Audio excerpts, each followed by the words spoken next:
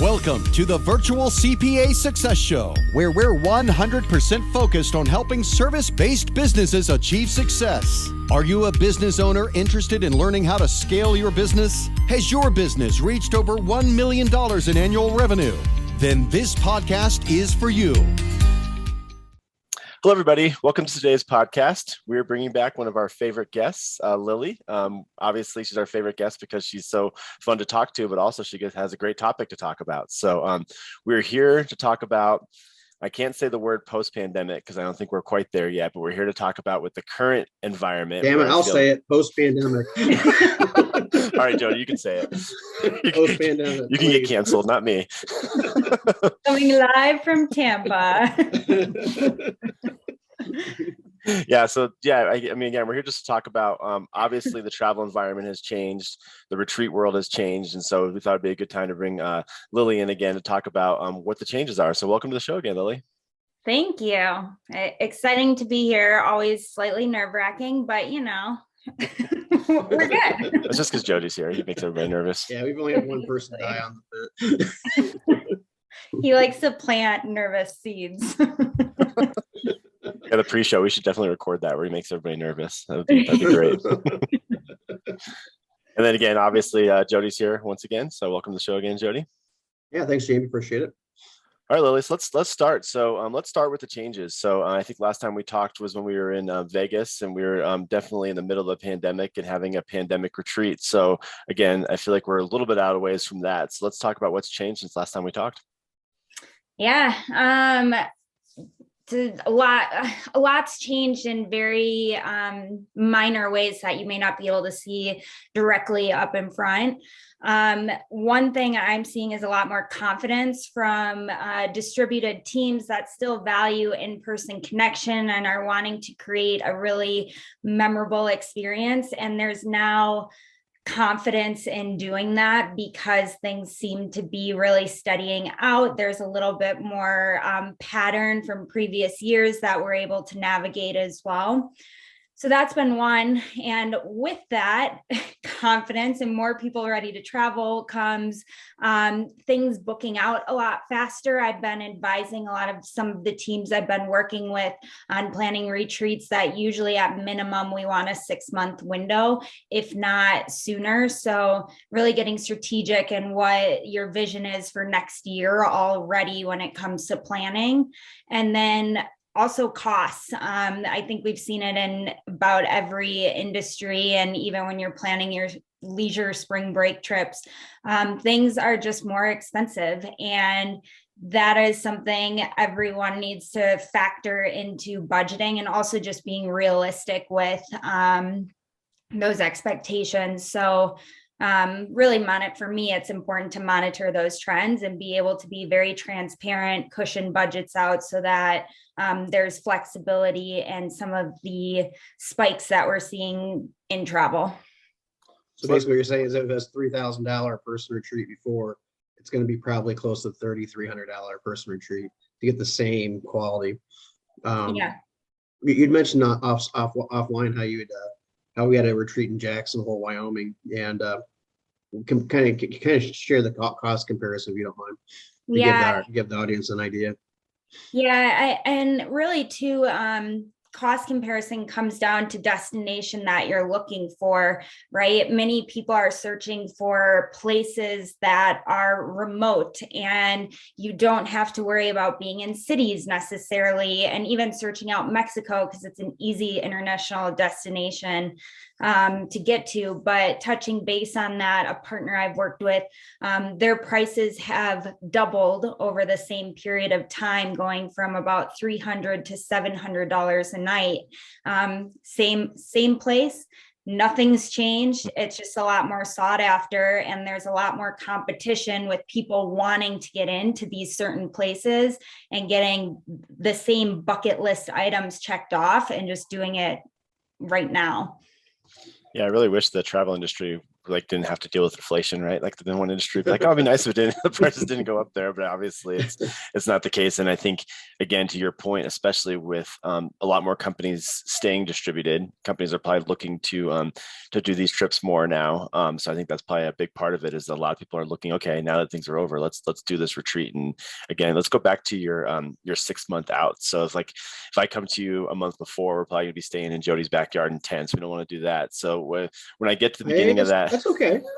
Or in Indiana, I can handle that.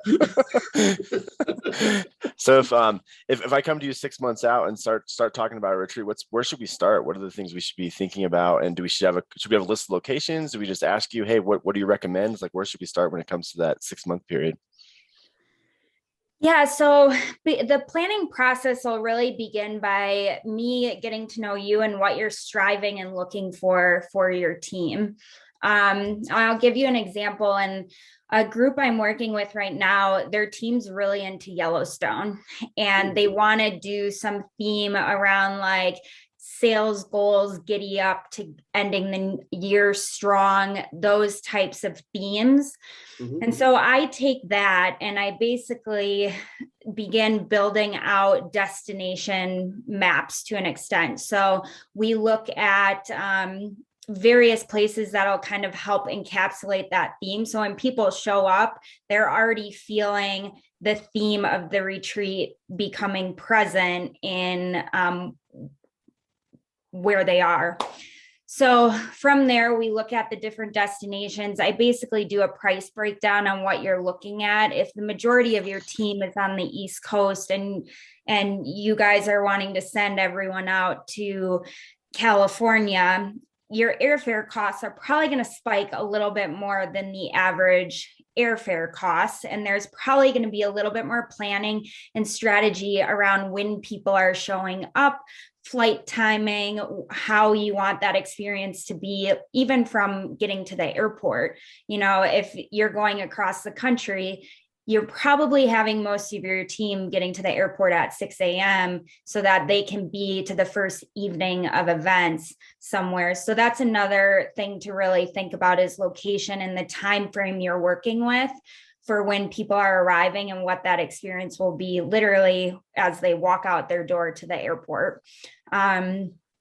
So yeah, those are two things at the very beginning, really, is location and the ideation of the experience that we're trying to create. So from there, basically I do have a step-by-step meeting timeline where we check off things once we have accommodations booked. It's really digging into venues and experiences. I have a team doing an outdoor experience with sound baths, meditation, a really cool hike, and then we're doing this amazing picnic at an overlook in a national park, so that they can really do some immersive things that allow them to connect as a team and might be different from what they normally do, and are experiential and cool, just really neat things. So stuff like that is then where we get to begin to get really creative with venues and experiences and different things like that. And then we all head to the retreat after pinning up more details, and I'm there the day before to make sure everything runs smoothly.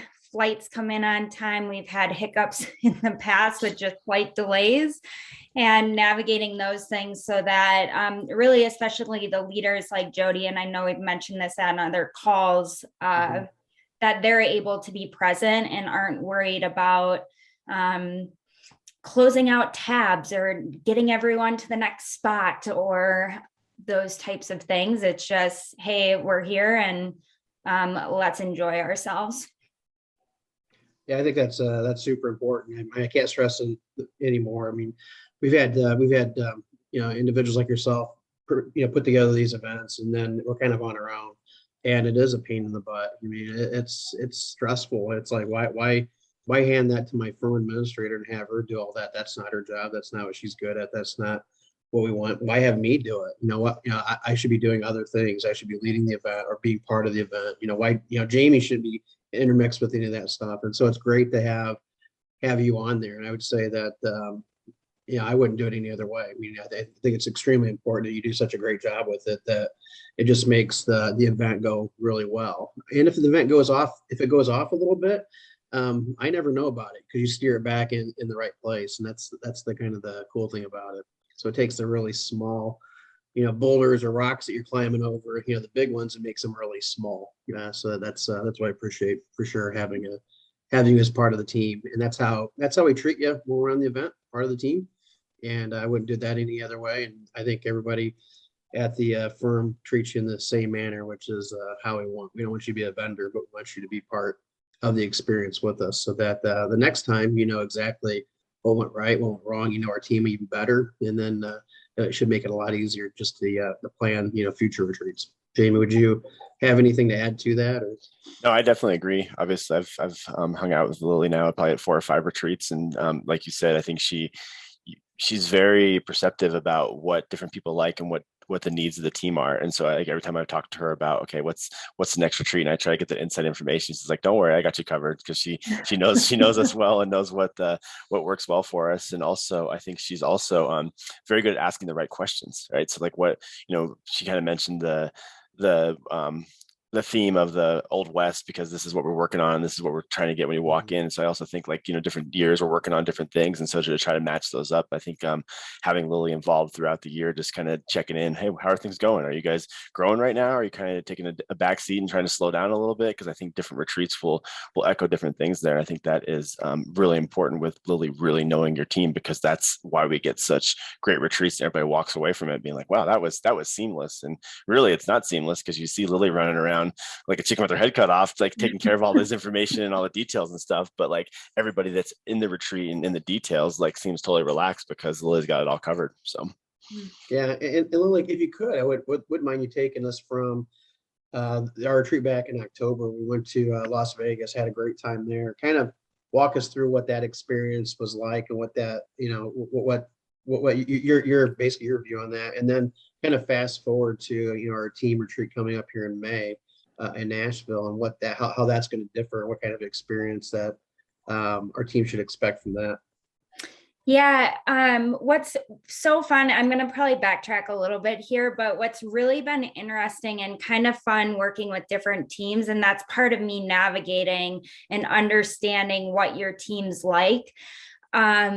Jody, for example, has been a very big advocate. That is, most of the people on his team tends to like city type experiences where it's very walkable. They can get around quickly, explore a cool coffee shop, go to a neat show, have some nightlife nearby, whether it's Vegas and gambling a little bit, or whether it's going to upcoming Nashville and having Broadway Street to follow the music and experience that type of thing. Where I've had some more creative agencies too be like, we want to get remote, we want to get out there, we want to do something completely different and be off the grid radar whole thing.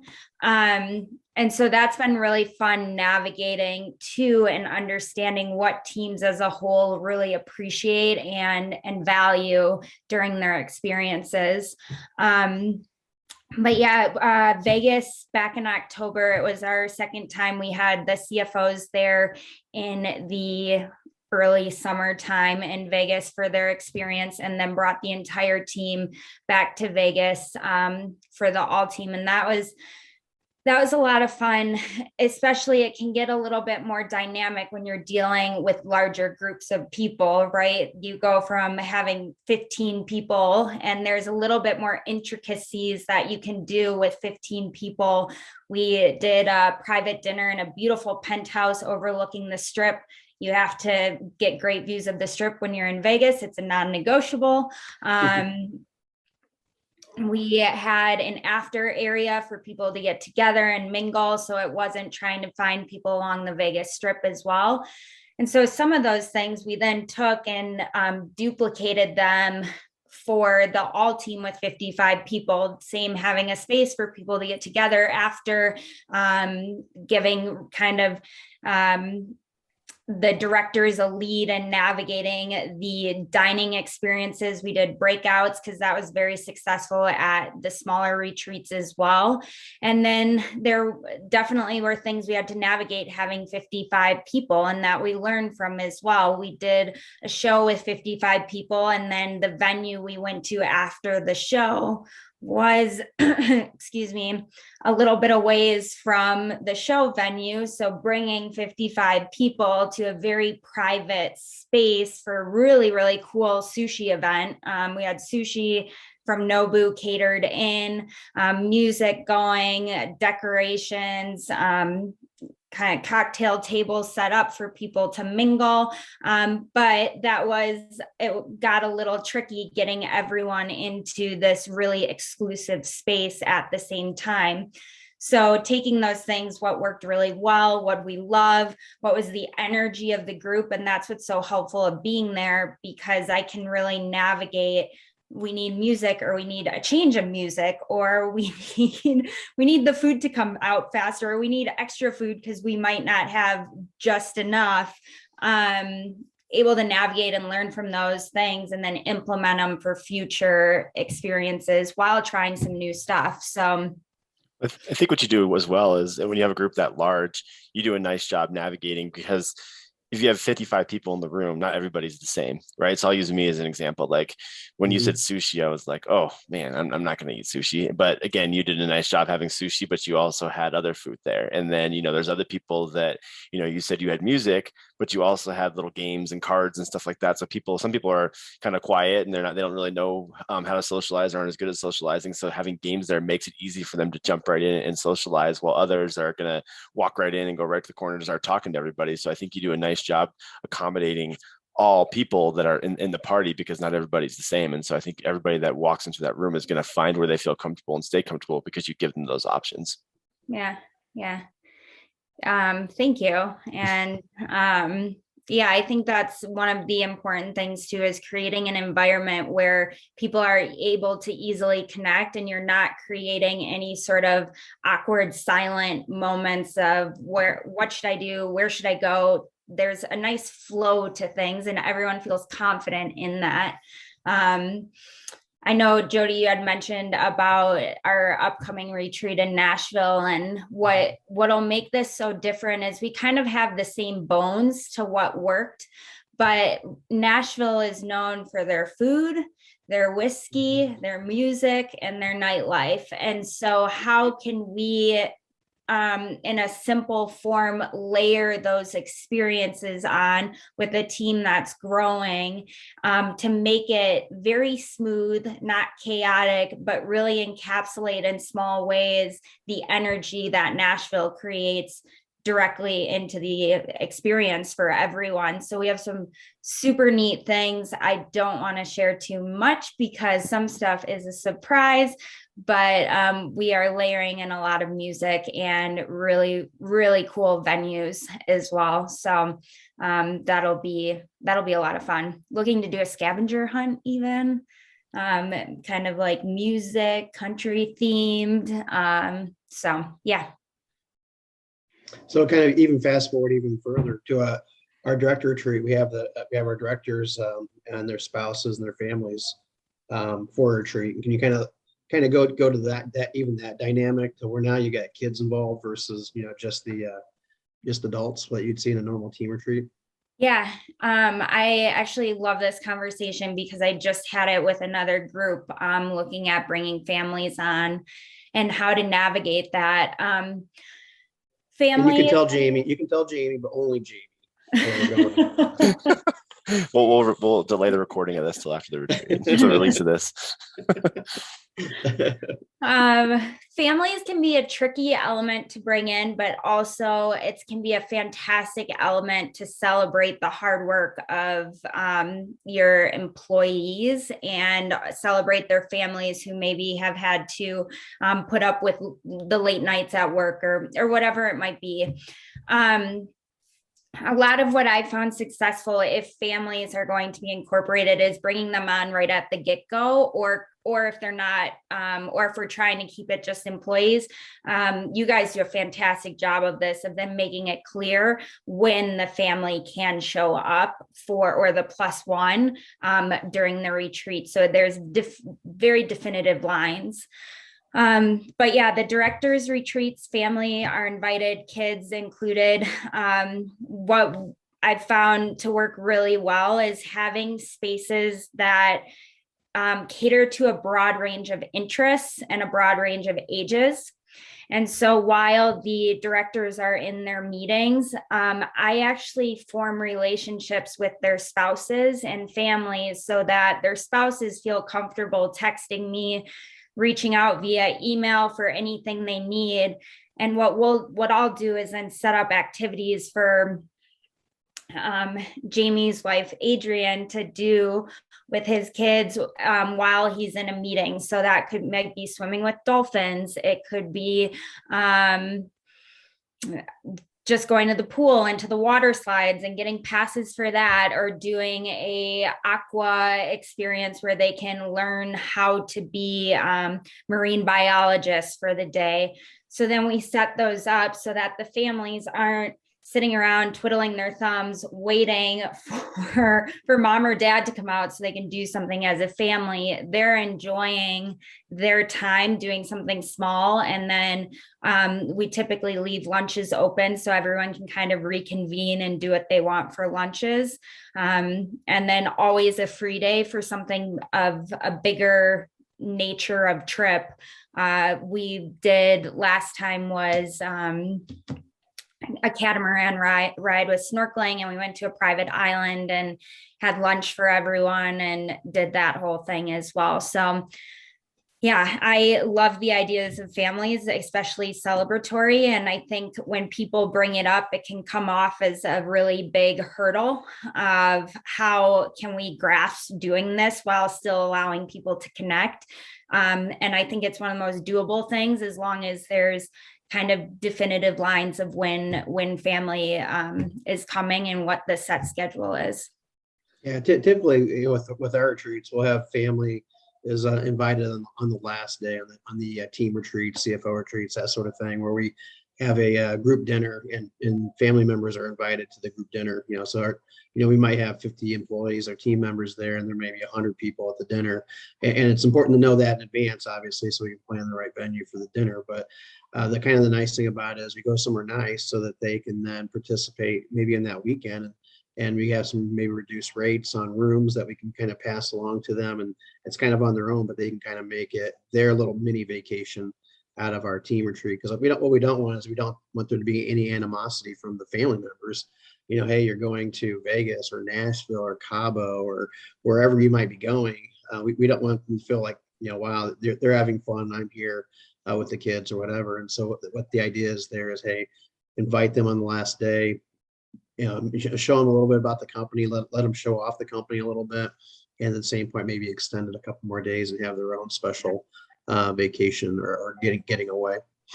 Yeah. For the directors retreats and family, I can definitely see, because there's a length of time, those tend to be longer, but there's this connection that happens at those retreats where the directors really get to know each other because their families are also really getting to know each other. And it's always so interesting seeing how people find and make friends so quickly and find their pod to hang out with and what works really well. And just the conversations, even from when we've had retreats after, where the whole team is there and everything, just the what I hear shared between the directors is just, I think, really unique in a sense of how the relationship from that experience deepens so much. And you can tell me if you felt differently, but it's definitely cool. I definitely agree. And I think back to when I was at Grant Thornton, there was a manager I worked with quite a bit, and we were really close friends, and our wives were really close friends because we did stuff together. And like, if there was ever a party, we always carpooled together, and because we're in the same city, that happened. And I think because of the director retreat, the same thing has happened. We recently went to Palm Springs for an event, for a speaking engagement. And the director I was going with was like, "Hey, bring your wife. Our wives know each other. They can hang out." And they had a great time. And it was exactly like it was at Grant Thornton, even though we live, 600, probably even further than that, 1,000 miles away from each other. It's like, it's our wives still hang out and still get to know each other. And it's like, oh yeah, I'd love to see Allison and hang out with her. And so like, it just makes it easier, kind of like you were in an actual office where like they're used to hanging out with each other. And that came from the Bahamas retreat, because they hung out there. Our kids are similar ages, and whenever we're there at water slides, we ended up waiting in the same lines and just got to know each other. And so that's just kind of how it worked, was because you had those things in common that you just get to know each other, and they've seen each other a couple times since, and that it definitely is true. Yeah, I think it really bonds the whole directors, and that's really the biggest part of it, right? Because when you're working remote, you don't get that bonding relationship. You can see what they're saying, you can see the visual cues, all that kind of stuff. But really, when you're hanging out with their spouses, getting to know them even better, and their spouses getting to know us better.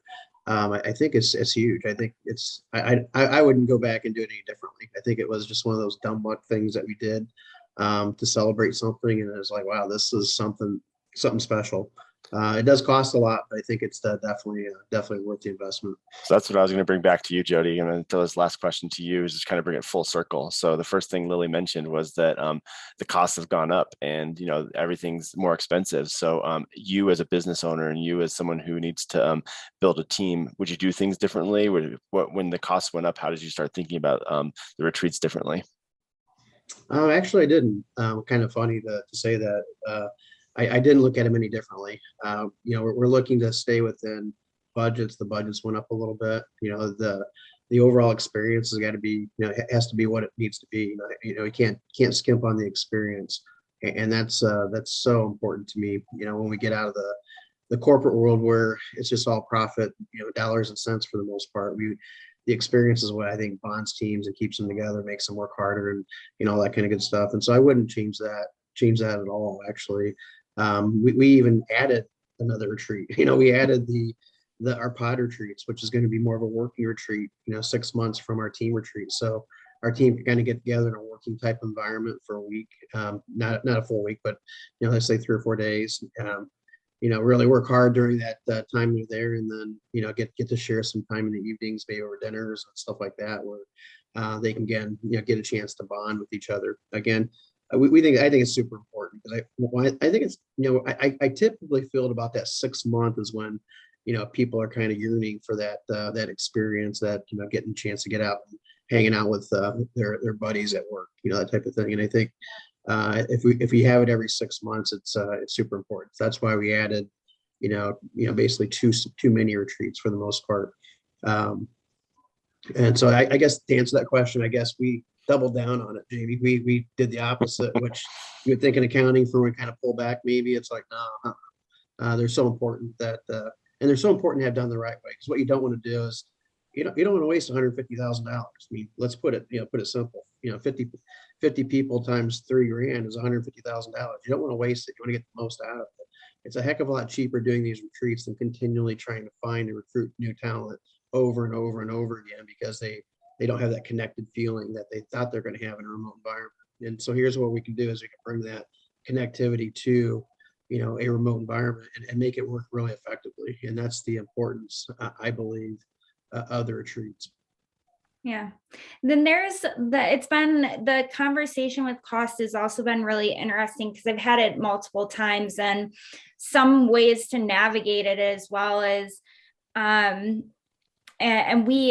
you guys haven't shifted in this, just like Jody said, but is also looking at dates that are during the week. So if you're looking at venues and hotel pricing, and anyone can probably tell you this, is that your higher rates start going up Thursday night, Friday's a little bit more, Saturday's a little bit more. And then sometimes you run into minimums where it's like, we can't have 55 people checking out on a Saturday, because we're not going to have people actually book those rooms to stay with us one night. Mm-hmm. So some of the stuff I've looked at with other groups have been, why don't we look at flying in on a Monday, checking out on a Thursday, and that can help shave down, even if it's just $50 a person, $100 a person. Mm-hmm. That stuff adds up in the bigger budget too. Mm-hmm. But that's been an interesting way of navigating the market, more or less. I think the point too is what people like Lily are really good at is having those conversations, right? So, okay, she talked about the days of the week, but also, you talked about the Yellowstone experience. Like maybe having Kevin Costner show up isn't that important. Maybe you can find another way to make it important, make it fun. So I think really it is like, yeah, our retreats are pretty awesome and we do a lot of cool things and we stay in places that I probably would never stay on my own. But even if we went somewhere a little bit cheaper and a little bit, just somewhere different and unique, and it was quite a bit cheaper. I think the experiences you're still having with the people are still there, and so I think just don't pass up on a retreat just because of cost, because it's really about people. And to Jody's point, every time we come back from a retreat, I feel like we get like injected with fuel. Like the whole team is like coming back and working super hard and like working together more, and it's like a really good thing for the team. And so I mean that the cost is definitely worth it from what I see from my position. Mm-hmm. Yeah.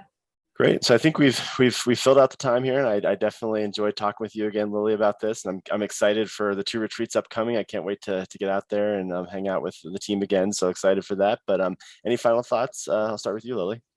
No, I love what I do. And I think that shows the creative process and doing it, the ability to connect. And that's what I valued with you all so much, more than anything, is once you tick off doing one retreat together, I get to know everyone so well. And even working with, in fact, I had a director reach out to me earlier this week to help plan a leisure trip for them. And our call took 20 minutes because I already knew so many answers because we've spent so much time together. And I value working with you all, and just the ongoing working together makes this stuff so much fun, because then we get to do some really cool nitty-gritty work at the same time. So Great final thoughts. How about you, Jody? Yeah, so no, I guess you've planned retreats from just small directors where 1 or 2 people have gone out and you had like a mini vacation, if you want to call that a retreat, to really large retreats. I think all of them have their own place, right? So you can, if it's a 400-person retreat, it's good. You're going to have different nuances with that than a 40-person retreat or 15-person retreat. And for me, if you were to say, hey, Jody, put together a 40-person retreat, I probably couldn't do it. But I definitely couldn't do it if you said put together a 400-person retreat. I'd have no clue where to start there. And I think that's the important, having somebody like yourself, handling that, as opposed to me, who I'm an accountant. I don't do that. That's not what I do. I don't know where, different places are. I don't know where the right place to go is. I just know what I see on TV or heard on the radio or heard, a friend say it, a friend of a friend. Whereas, but when you bring somebody like yourself on, you can kind of take all those myths away and say, no, here's what you need to do based on what you've told me. And it makes a lot of sense. And narrows the decision-making down a lot. It makes it much easier on us to make that decision. Lily, for those, we obviously know how to get a hold of you, but how would somebody listening to this today, how would they reach out if they're interested in talking to you a little bit more? Yeah, I know Jamie will link it, but my email address is the best spot. And then I take phone calls. As much as I travel to discover new places for the people I work with, I am by a desk a lot curating. And so I am very accessible from my phone. And so you can post my phone number in there as well. So email, phone number is perfect. Great. We'll make sure that's in the show notes. So, and in the YouTube notes below as well. So yeah, definitely appreciate both you guys. And like I said, I can't wait for Nashville. And then I know you didn't give away the director retreat location yet, but I will get it out of you eventually. Yeah. Jody. Awesome. Can't wait. We'll right, just thanks, make guys. all the directors watch this. Yeah, they won't. They never watch these. All right. Thanks, guys. All right. Yep. Thank you. Enjoy this podcast? Visit our website at summitcpa.net to get more tips and strategies for achieving business success. We're here to be a resource in this ever-changing industry.